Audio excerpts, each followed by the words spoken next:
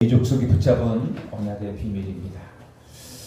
창세기가 하나님의 형상대로 창조된 우리 인간의 죄로 인한 타락과 또 그로 인한 저주와 고통, 그리고 인간을 사랑하시는 하나님이 주신 구원의 약속과 아브라함의 가문을 택하셔서 천하 만민을 구원하시라는 그 약속을 신실하게 이루어 가시는 하나님을 보여줍니다. 그게 창세기거든요. 그런데 출애굽기는요, 축복받아야 될 우리 하나님의 백성이 왜 세상의 노예가 되었으며 거기에서 어떻게 빠져나오는지 우리에게 보여주시고 계십니다. 오늘 본문은요, 이스라엘 민족이 애굽의 바로 왕에 의해 극심한 고통을 당하며 신음할 때 하나님께서 이스라엘을 구원하시기 위해 한 가정을 택하시고 어떻게 전도자 모세를 준비하셨는지를 우리에게 보여주고 있습니다. 저와 여러분이 오늘 주일 예배를 통해서 하나님의 절대 계획, 그리고 우리를 향한 하나님의 시간표를 제대로 보는 영적 눈이 열리고, 혹시라도 우리의 삶에서 무너진 부분들이 있다면, 그리고 삶의 부분들이 있다면 그 모든 삶의 현장을 변화시킬 기도의 힘이 회복되는, 또 축복의 시작하는 되시기를 주의 이름으로 축복합니다. 이스라엘의 고통과 놓쳐버린 언약입니다. 이스라엘이 애굽에 정착한 후에 처음에는 하나님의 은혜 속에서 강성한 민족으로 번성합니다. 그러나 우리가 알다시피 세월이 흘러 요셉이 죽었어요. 그리고 시간이 지난 후에 애굽에 요셉을 알지 못하는 왕조가 서게 됩니다. 새 왕조가 서고 그 이후에 이스라엘의 상황이 180도 바뀌게 됩니다. 바로 왕이 번성하고 강대한 이스라엘 민족을 보자마자 어떤 두려움을 느끼느냐 하면, 전쟁을 통해 왕조를 바꿨단 말입니다. 아직 전쟁 기간이에요. 그리고 얼마 안 됐어요. 그런데 이스라엘 민족은 자기 왕조가 아니라 그 이전에 왕조와 함께 세상 말로 잘 먹고 잘 살았던, 부흥했던 민족이란 말이에요. 그러니 어느 편이겠습니까? 이제는 왕조의 편이라고 생각했던 거예요. 그러니까는 이스라엘 백성들을 보자마자 그들이 번성하고 강대한 것들을 보면서 두려움에 빠진 거예요. 우리가 혹시 전쟁 중에 이 이스라엘 백성들이 우리 상대 적국과 함께 힘을 합해서 반란을 일으키고 우리를 치면 어떻게 해요? 그런 정치적인 두려움에 빠져가지고 어떤 일을 벌였냐면, 우리가 알다시피 이스라엘 백성들을 노예로 삼아버려요. 법으로 노예가 삼아버리면 끝나는 겁니다. 여러분들, 법이 그래서 무서워요. 그게 악법이라도 법으로 정해진다면 지키지 않을 수가 없어요. 법으로 이스라엘 백성들을 완전히 노예로 삼고는 가혹한 노동을 시켜요. 가혹한 노동으로 착취하고는 그래도 해결이 안 되니까, 그래도 이스라엘 민족이 확장되고 번성하는 것들이 멈춰지지 않으니까 히브리 남자 아기가 태어나면 다 죽여버리라 라고 얘기를 해요. 그리고 나서는 태어나면은 다 나일 강가에 던져버려라. 이런 잔인한 명령까지 내리면서 이스라엘 민족을 완전히 말살하려는 정책을 펴게 됩니다. 이게 사탄이에요. 이스라엘 백성들은 언약의 백성들입니다. 언약의 백성들을 향한 사탄의 계획이 그렇단 말이에요. 그래서 저와 여러분들이, 언약의 백성인 저와 여러분들이 정말로 오직 그리스도 아니면, 하나님이 주시는 그 힘과 능력이 아니면 이런 세상을 살아가기 힘들단 말이죠. 사탄은 정사와 권세와 어둠의 세상 주관자들과 이 하늘에 있는 악의 영들을 이용해서요, 할 수만 있다면 저와 여러분들을 무너뜨리려고 망하게 하려고 하고 멸살시키려고 합니다. 나뿐만 아니라 나로 말미암아 우리 가정과 가문, 우리 후대들까지 다 말살시키려고 하는 게 그게 사탄의 계획이란 말입니다. 우리는 여기서 질문을 할 수 있어야 돼요. 왜 하나님의 백성이 이런 고통을 당해야만 합니까? 하나님의 약속은 축복이었단 말이에요. 하나님의 형상을 가진 인간은 하나님과 함께할 때 가장 행복을 누렸던 존재들이에요. 그리고 하나님이 아브라함을 통해서 많은 축복을 약속하셨잖아요. 그런데 왜 이 하나님의 백성들이 이런 고통을 당해야 됩니까? 이런 어려움을 당해야 됩니까? 우리가 이렇게 질문을 할 수 있단 말입니다. 외형적으로는요, 애굽 왕이 정치적인 두려움 때문에 이스라엘 백성들을 죽인다고 합니다. 그렇죠. 그렇겠죠. 정치적인 두려움이에요. 로마가 250년 동안 왜 이스라엘 민족을 핍박했겠습니까? 왜 기독교인들을 핍박했어요? 주인이 달랐단 말이에요.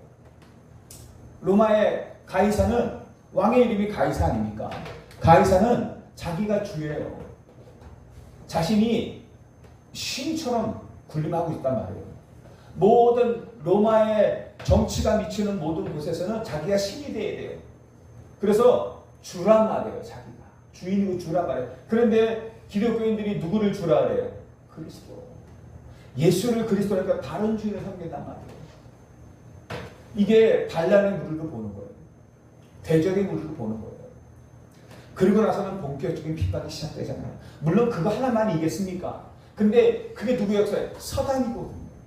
이 기독교인들을 몰살시키기 위해서, 말살시키기 위해서 그렇게 세상의 정사들을, 권세자들을 이용해서 역사하는 겁니다.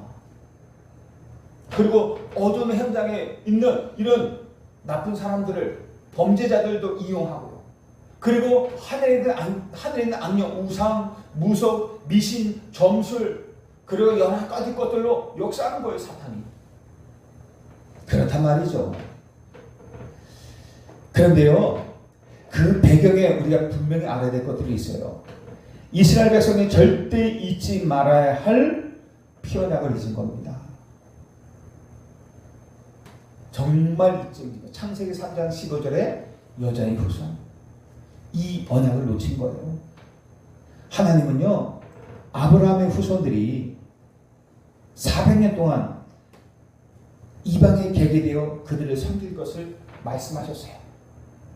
아브라함이 여러분들 제사를 드릴 때, 피제사를 드릴 때 다른 것들은 다 쪼개서 피를 내었는데 새는 쪼개지 않았잖아요. 크고 작은 문제가 아니에요. 아브라함은 이 새는 작으니까 이런 소와 염소와 양과 이런 큰 것들은 쪼개야 되는데 이 새는 요만한 건데 굳이 쪼갤 게 있겠냐. 그런 마음으로 새를 쪼개지 않았단 말이에요. 피를 내야 되는데. 그런데요, 그런 실수를 범했어요. 그때 하나님께서 아브라함에게 주신 말씀이 너희 후손들이 이방에서 개게 되어 400년 동안 그들을 섬길 것이다 라고 이야기를 했던 것입니다. 물론 가나안의 죄가 하나님이 기준에 다 아직 차지 않아서라고 또 이야기도 하죠. 그래서 400년이라는 기한을 두게 된 것입니다. 이 말씀처럼 고센 땅에 풍요로움 속에 안주하던 이스라엘 백성들은 요셉에 의해서 고센이라는 풍요로운, 목축하기에 진짜 풍요로운 땅을 얻게 되잖아요.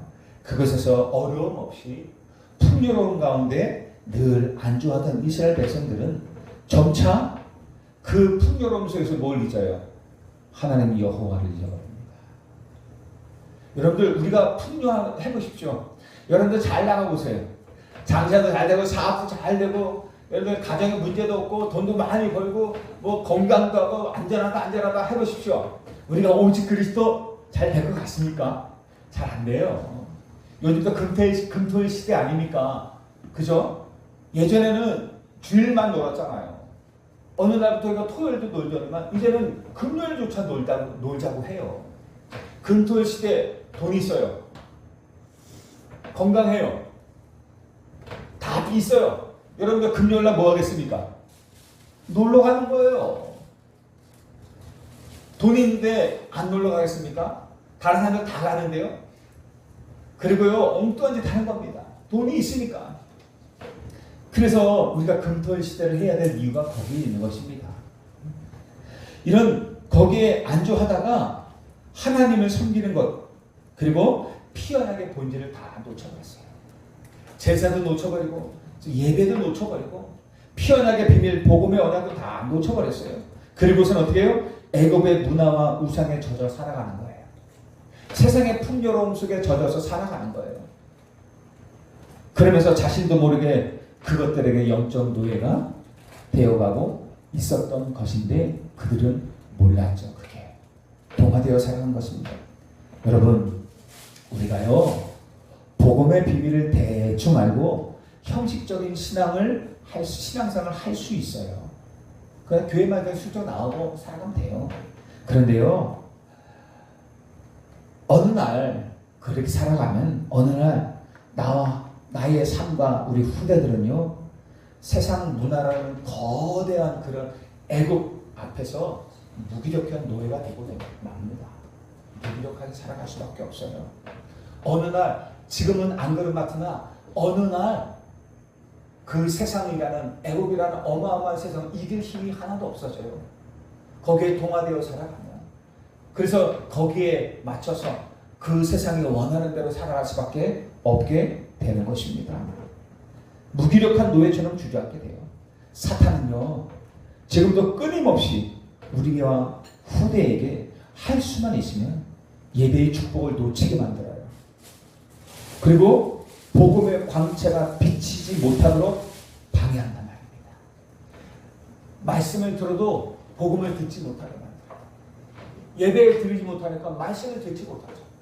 말씀을 들어도 혹시나 복음의 광채가 비치지 못하도록 자꾸 예배에 집중하지 못하고 자꾸만 우리가 복음을 듣지 못하도록 한단 말입니다. 그래서 결국은 어떻게 해요? 아무 힘이 없게 만들어요. 그 힘없이 세상에 붙잡힌 노예로 만들려고 하는 것입니다.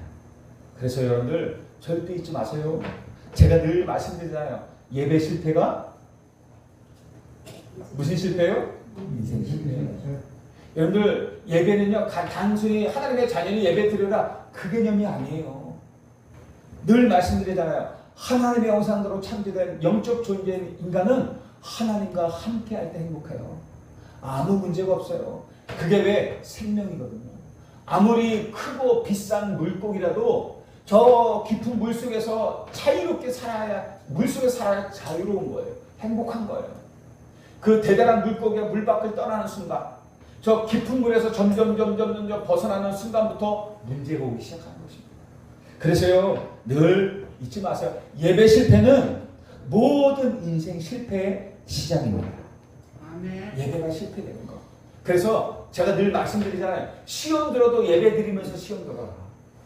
예? 많은 사람들이 시험이 딱 되면 가장 먼저 끊는 게 뭔지 아세요? 예배 끊어요. 교회 안 나와요. 귀하네. 그 시험 하나 때문에 자기가 죽으려고 해. 이게 죽는지 몰라.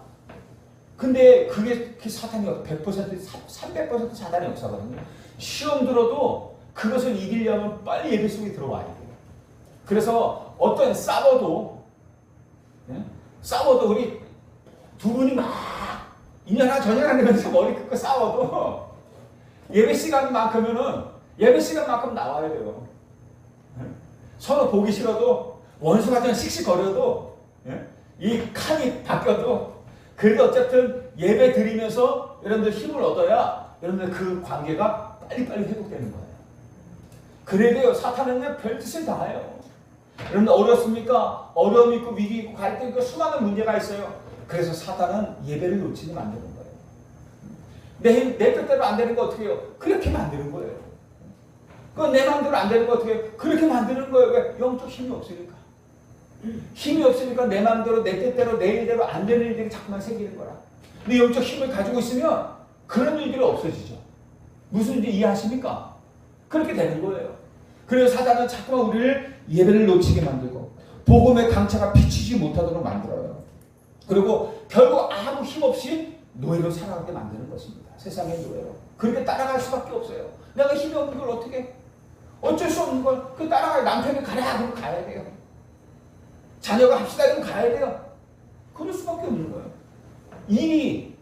우리가 일이 있어요. 그 일 때문에 놓쳐서 어떻게 또 못 오게 되는 거예요. 이런 식으로 살아갈 수밖에 없는 거죠. 근데 그게 필요하지만 중요한 건 내가 좀 있는단 말이에요. 내 세상의 노예로 살아갈 수밖에 없게 돼요. 그래서 예배 실패는 모든 실패의 시작이라고 보시면 됩니다. 그런데요, 중요한 것은 성도에게 찾아온 고난은 결코 망하는 저주가 아니라 세상을 의지하던 그 손을 말씀드리잖아요. 저번에 절벽 얘기했잖아요. 절벽에 떨어졌는데 나무를 딱 붙잡고 있어요. 그 살아가야 되니까, 세상에서 살아가야 되니까, 목숨을 살려야 되니까 그 나무를 붙잡고 놓지 않는 거예요. 근데 하나님 뭐라고 그러세요? 놓아라 이거예요. 이미 내가 너의 손을 붙잡고 있으니까 놓으라 이거예요. 네가 손을 놔야 내가 너를 붙잡고 끌어올리는데 이 손을 안 놓으면 끌어올려도 자꾸만 걸리는 거라. 그러니까 놓으라고 말씀하세요. 세상 것들 놔라. 세상에 네가 의지하고 붙잡고 있던 거 이거 아니면 안 된다고 하더라도 붙잡고 있던 걸 놔라. 그래서 하나님이요 어려움을 줘요. 갈등을 줘요. 문제 줘요. 놓을 수밖에 없도록. 그러다 놨다가도 어떻게 해요? 아이고 그러다 오른손 놓으니까 왼손으로 또 붙잡게 돼요. 나중에는 그러니까 더 이어가도 나중에는 팔다리 못 간다고 그렇게 되는 거예요. 이게 우리가 살아왔던 인생이거든. 근데 하나님은 어떻게 놓으면은 볼 거야. 하나님의 역사를 본다는 거야. 놓지 못하니까 하나님의 역사를 못 보는 거예요. 내가 붙잡고 있으니까. 근데 놓게 되면 하나님의 기적의 역사를 보게 되는 것입니다. 믿음이에요. 그게. 믿음으로 하나님을 바라보면 기적의 역사를 보게 되는 것입니다. 우리에게는 기적이지만 하나님에게는 어떻게 해요? 당연한 거예요. 일상이에요. 이해하시죠? 그러니까 우리에게 오는 고난 어려움은 망하는 것이 아니라 세상을 의지하다 그 손을 좀 놓고 그리스도 언약만 붙잡아야 하는 거예요. 그게 하나님의 절대적인 사인이자 축복의 기회인 것입니다. 하나님의 준비와 우리 기도의 힘이 필요해요. 여러분들 바로의 압제가 극에 달했어요. 온 이스라엘이 고통과 절망 속에서 한 일이 뭐예요? 부르짖기 시작한 거예요. 이거 보세요. 이미 고난은 꽤 오래전부터 시작되어졌는데 그때까지도 어떻게 해요? 이렇게 했으면 해결할까? 저기 했으면 해결할까? 생각하는 거예요. 그러다가 어떻게 해요? 고통이 극에 달하는 거예요. 그러니까 한계치를 넘는 거야. 도저히 안 되겠는 고통의 극에 달하는 어떤 극에 달아요? 민족 말살 되게 생겼다니까요. 민족이. 나와 내 후대가 우리 민족과 우리 후대가 다 죽게 생겼어요. 말살 되게 생겼어요. 끝나게 생겼어요. 그러니까 어떻게 해요? 이제 부르짖는 거야. 그런데 그러니 감사해요. 그나마도 부르짖음이 감사한 거예요. 그동안 다 잊고 살았던 여호와 하나님 그것도 다시 회복시키시고 기도하게 하셔서 그때 어떻게 해요? 하나님은 애국과 이스라엘의 역사를 완전히 뒤바꿀 작업을 시작하시는데 한 가정을 준비하시고 그 가정을 통해 한 전도자 한 명의 사람을 준비하십니다. 한 가정을 그렇게 준비하세요. 1절과 2절 전발절에 보니까 레위 가족 중 한 사람이 가서 레위 여자에게 장가들어 그 여자가 어떻게 해요? 임신하여 아들을 낳으니라고 말해요. 사실 레위 지파가 어떤 지파인지 아시죠? 지금 때는요 예배를 담당하는 때가 아니에요. 레위 지파 예배를 담당하는 제사장 지파인 레위 지파는 출애굽 이후에 결정된 겁니다. 아시죠?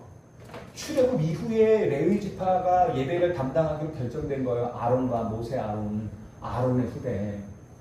아론이 대제사장이 되고 그 자녀들이 제사장이 되고 그 레위 지파가 그 성전에서 일하는 지파가 됐잖아요. 그 이전에는 아니었다고요.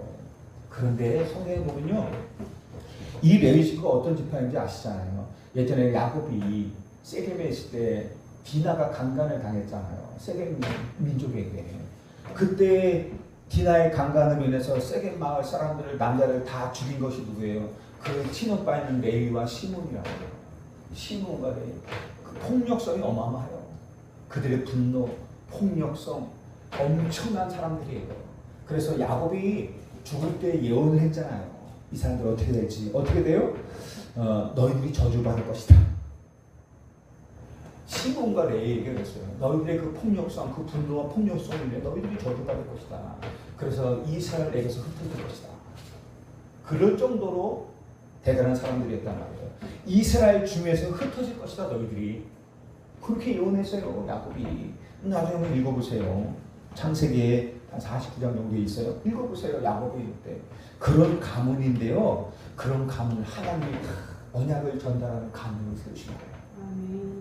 우리가 아무리 그런 해도 하나님의 은혜 속에 있으면 그렇게 돼요. 이게 하나님의 은혜예요. 하나님의 은혜로 이 가문을 택하셨어요. 그래서 오직 그런 이 완전 폭력성 때문에 저주받고 이스라엘 중에서 흩어져야 될 이 레위 지파가 오직 24세 하나님만을 바라보면서 하나님께 예배하고 언약을 전달하는 가문이 된 것이에요. 저와 여러분들이 그런 은혜를 받은 사람들입니다. 그래서 감사할 수밖에 없어요. 그리스도의 피 언약이 무엇인지 알고 사단의 권세를 깨트리는 예배의 비밀을 아는 남자와 여자가 만나 언약의 가정을 이룬 것이에요. 보세요. 레위 남자와 레위 여자 이들이 하나님이 왜 택하셨겠습니까? 왜 택하셨겠습니까? 나는 이걸 보다가요 딱 문득 생각한 게 있어요. 아직 제사장 가문도 안 되고 예배를 담당하는 가문도 안 됐는데 왜 이들을 택하셨을까? 물론 하나님의 은혜로 택했는데 이유가 있을 거 아닙니까? 뭐 하나님의 이유는 잘 모르지만 근데요 모세가 누구에게 언약을 전달받았어요? 레위 여자의 어머니에게. 그래서 얘기는 뭐예요? 아브라함부터 있었던 이야기됐던 창세기에 났던 그 언약의 비밀, 그 세계보고의 비밀을 어떻게 어느 가정을 통해서 이어왔다요? 레위 가정, 레위 가문이 레위 가문을 통해서 그 언약이 전달됐다는 거죠. 그러니까 어떻게 해요? 그 어머니를 통해서 모세가 그것을 들을 수 있었던 거예요. 오늘 언약 놓치지만 않고 있어야 됩니다. 하나님의 은혜예요. 그 레위 가문을 통해서 이미 그 언약을 전달하기 위해서 계속 이어왔던 거예요. 이렇게 모세를 복음을 진짜 아는 남녀가 만날 때 하나님은 시대를 바꿀 인물인 모세를 보내시게 된 것입니다. 너무 중요하죠. 그런데요, 늘 배후에 이 레위 남자와 레위 여자가 언약을 붙잡고 가정을 이뤘어요. 그런 시대적인 위기, 어려움, 어마어마한 고통 속에 하나님은 레위 남자와 레위 여자를 만나 가정을 이루게 하셨단 말이에요. 이들이 누구예요? 우리가 모세에게 전달된 것을 보니까 복음을 알고 있어요. 언약의 비밀, 제사의 비밀을 알고 있어요. 창세기에 제사의 비밀이 나오잖아요. 아브라함의 제사 나오잖아요. 그 제사의 비밀을 알고 있었던 가문이 레위 가문이었어요. 이 가문이 어떻게 해요? 한 가정으로 만나 어떻게 해요? 기도하기 시작해요. 하나님은 보이지 않는 손길로 환경과 사람의 마음을 움직이기 시작합니다. 배후에 이런 역사가 일어나요. 이런 어마어마한 일들이 벌어져요. 산파들의 마음을 움직이세요. 애굽 왕의 어마어마한 명령이 있었음에도 불구하고 산파들에게 하나님을 두려워하는 마음을 주셔서 히브리 남자 아기들을 살리게 하시는 거예요. 그리고 어떻게 해요? 바로의 딸, 그 공주의 마음도 움직이세요. 모세를 갈대 상자에 담아 나일강에 띄웠을 때 하필 그 시간에 누가 와요? 공주가 목욕을 하고 나오게 만드십니다. 저는 더 궁금한 게 이 어머니 요게벳이 지혜를 가지고 갈대 상자를 담았잖아요. 근데 그 이스라엘 수백만의 이스라엘 민족들 가운데 요게벳만 그런 생각을 했을까? 요게벳만 갈대 상자를 만들어 띄울 생각을 했을까? 나는 아니라고 생각하거든요. 분명히 다른 가정들도 있었을 거란 말이에요.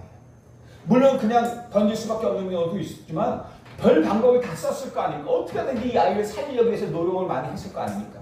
그런데 그 가운데 하나님이 어떻게 해요?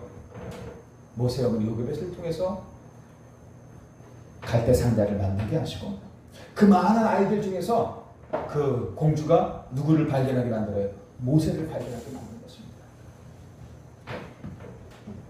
그리고 그 아기를 보았을 때 불쌍히 여기는 마음을 갖게 하십니다. 하나님은 이 바로왕의 공주가 많은 아이들을 보았을 텐데, 그렇게 죽어가는 아기들을 보았을 텐데, 어느 날 모세를 보면서 어떻게 해요? 불쌍히 여기는 마음을 갖게 하시는 거예요. 하나님은요, 전도자를 위해서요, 사람의 마음까지도 그 감정까지도 움직이시는 분이십니다. 여러분들이 정말 기도할 때 하나님은요, 사람의 마음을 움직이세요. 언약까지는 저와 여러분들이 기도할 때 여러분들 우리의 대적 바로왕의 딸인 공주는 원수잖아요. 원수의 딸 아닙니까? 그런데도 그 원수의 마음도 움직이시게 한 거예요. 그렇단 말이에요. 그리고 어떤 역사를요? 어머니를 왕궁의 유모로 들이게 돼요. 누이 미리암의 담대한 기지를 통해서 모세의 어머니 요게벳이 애굽 왕궁의 공인된 유모가 돼요. 그리고 가장 안전한 왕실에서 그것도 월급을 받으면서 자기 아들에게 젖을 먹이게 되는 겁니다. 그러면서 확실하게 모세를 키우게 되는 것입니다. 요게벳이 품 안에서 젖을 먹이는 그 짧은 몇 년의 시간 동안 모세에게요, 뭘 각인시켜요? 피어난 그리스도의 비밀, 언약의 비밀을 완전히 각인시켜요. 그리고 예배의 비밀을 각인시켜요. 어릴 때 각인된 이 피어나게 비밀이 훗날 모세를 통해서 애굽의 10가지 우상을 꺾고 이스라엘을 출애굽시키는 거대한 기적의 씨앗이 되는 겁니다. 이게 어렸을 때 이런 일들이 있었어요. 이런 어마어마한 일들이 있었어요. 여러분들이 지금 하는 그것, 지금 별로 응답이 안 되는 것 같죠? 나중에 여러분들 이후에 하나님의 어마어마한 역사로 반드시 돌아오게 될 것입니다. 우리의 기도가 반드시 여러분들 가정과 가문에, 우리 현장에 반드시 응답을 나타내게 될 것입니다. 결론입니다. 우리가 전도자로 현장에서 살면서 평생 붙잡아야 될 절대 언약이 있어요. 그게 뭐냐? 늘 알아, 너무 잘 알아. 그러면서 절대 잊지 말아요. 여러분들, 우리가 부른 바른 이유는 뭐예요? 세계복음화. 우리가 잊지 말아야 될 언약, 세계복음화, 민족복음화, 홍천복음화. 여러분들 가정과 가문복음화, 한 생명을 살리기 위해서 하나님 우리를 부르셨어요. 이거는 변하지 않는 하나님의 절대 목표예요. 한 영혼 살리는. 그래서 요한복음 3장 16절 뭐예요? 하나님이 세상을 이처럼 사랑하사, 얼마큼 사랑하세요? 독생자를 주셨으니, 독생자를 주시기까지, 그리고 십자가에 못 박아서 죽이시기까지 세상을 사랑하셨어요. 뭐를 위해서요? 우리에게 영생을 주시기 위해서, 믿는 자마다 영원한 생명을 주시기 위해서 하나님께서 그 일을 행하신 거예요. 이게 변하지 않을 하나님의 절대 목표이고 소원입니다. 그러니 이 삶의 방향에 내 삶을 맞추는 거예요. 내 삶의 방향을 여기에 맞춰야 모든 축복의 문이 열리게 됩니다. 아멘. 하나님은 지금도 우리에게 원하시는 게 뭔지 아십니까? 우리 문제 해결이 아니에요. 이미 끝났거든요.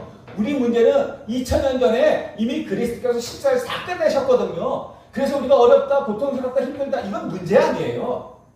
하나님의 진짜 목적은 뭐냐? 끝났기 때문에 이제는 뭐예요? 여기에 방향 맞추라는 거예요. 뭐를? 내 인생을, 내 삶을 여기에 방향 맞추라는 거예요. 이미 그리스도는 다 해결했다. 그리고 기도하면 끝난다. 하나님 계획 속에 절대 주권 속에 있는 것이기 때문에 이제는 뭐예요? 방향 맞추라는 거예요. 내 삶에. 내 삶의 5, 24, 25 영혼을 맞추라는 거예요. 그리고 어떻게 해요? 오직 그리스도냐 붙잡으라는 거예요.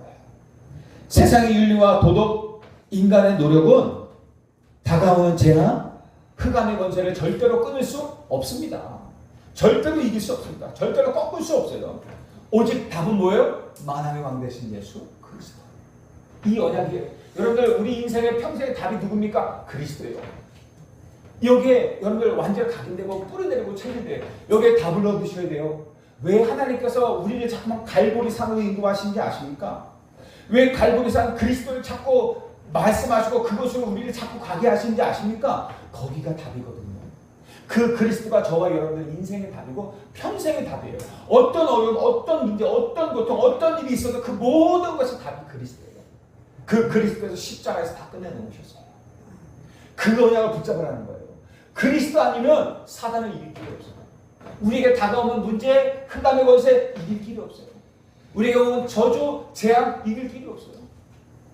우리 죄에서 해방받는 거 이길 길이 없어요. 오직 그리스도.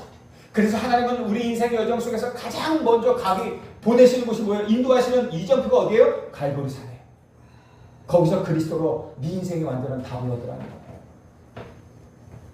그리고 나서 사명 붙잡으라는 거예요. 내가 너에게 주는 사명, 미션 붙잡으라는 거예요. 하나님이 역사는 멀리 있는 것이 아닙니다. 하나님의 역사는 내가 오늘도 숨쉬고 있는, 내가 오늘도 숨쉬고 사람을 만나고 내가 오늘도 일하고 있는 그 직장, 내가 살고 있는 지역, 나의 동네, 가정의 현장이 바로 하나님이 내게 주신 최고의 선교지입니다. 멀리 갈 필요 없어요. 여러분들 살고 있는 가정, 여러분들의 가문, 여러분 지금 살고 있는 동네 있잖아요. 동네. 거기가 최고의 선교지입니다. 여러분들이 일하고 있는 직장, 산업, 그것이 최고의 선교지. 우리는 살아가면서 때로 이해할 수 없는 큰 어려움과 장벽을 만날 때 있거든요. 그런데요, 과거 야곱이 자기 인생 전반을 통해서 자신의 힘과 수단으로 축복을 움켜쥐려고 했단 말이에요. 자기의 노력으로 해서 자기 형을 속여가지고 그 축복을, 장자의 권세를, 축복을 받으려고 노력했잖아요. 인본주의 썼잖아요. 그리고 그 삼촌 라반의 집에 가서도 어떻게 해요? 인본주의를 써가지고 어떻게 해요? 어떻게 하든지 그 양을 그 젖먹고 흠없는 양들을 통해서 어떻게 해요? 자기 것을 어떻게 만들어 보려고 별짓을 다 했잖아요. 자기 힘과 수단으로 축복을 움켜쥐려고 했어요. 그런데 그때는요, 늘 위기에 있어요. 봉착했어요. 평안하지 않은 거야. 그렇게 축복을 많이 누리는데도 우리가 보기에는 축복이죠.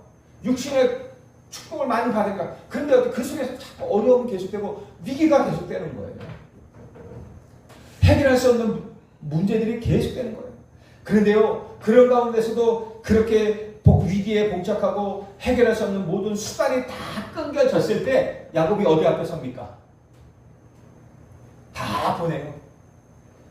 사람들도 다 보내고 가족들도 다 보내고 자기가 가지고 있던 의지는 경제권들 다 보내요. 종들도 다 보내요. 오직 홀로 남아요. 어디에? 야복강가에. 그리고서 뭐 합니까? 하나님 바라봐요. 거기서 밤새 기도하는 겁니다. 진짜 위기 앞에는요, 정말 한계 앞에는 하나님 한 번밖에는 도울 수 없어요.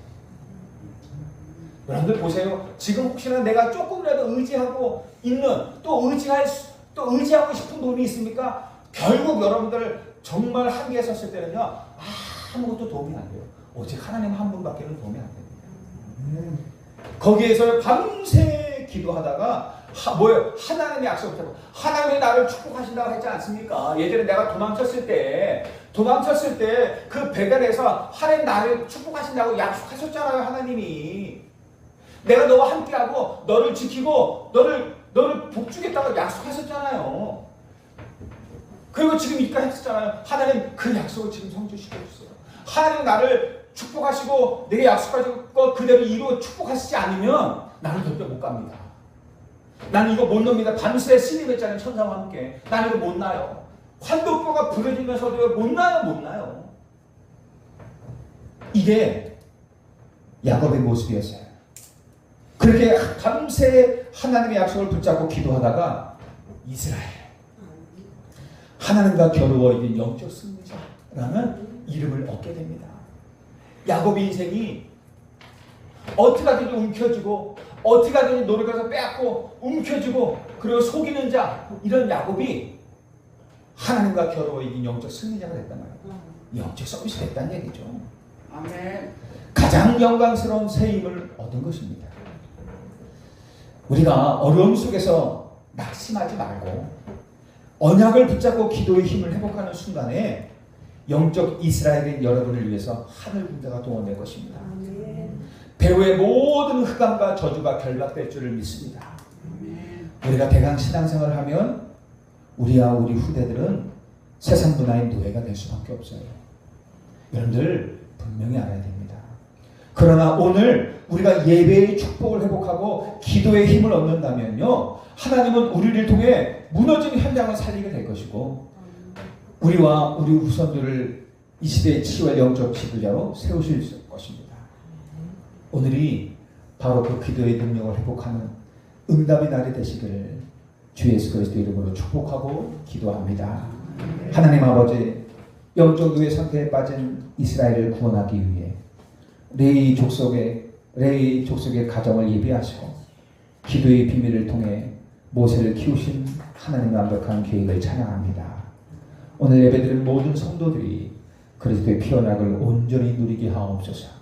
내가 있는 가정과 일터의 현장에서 세계복음의 언약을 잡고 기도하는 한 사람의 전도자가 되게 하사 우리를 통해 현장의 저주가 무너지고 후대들이 살아나는 기적을 보게 하여 주옵소서.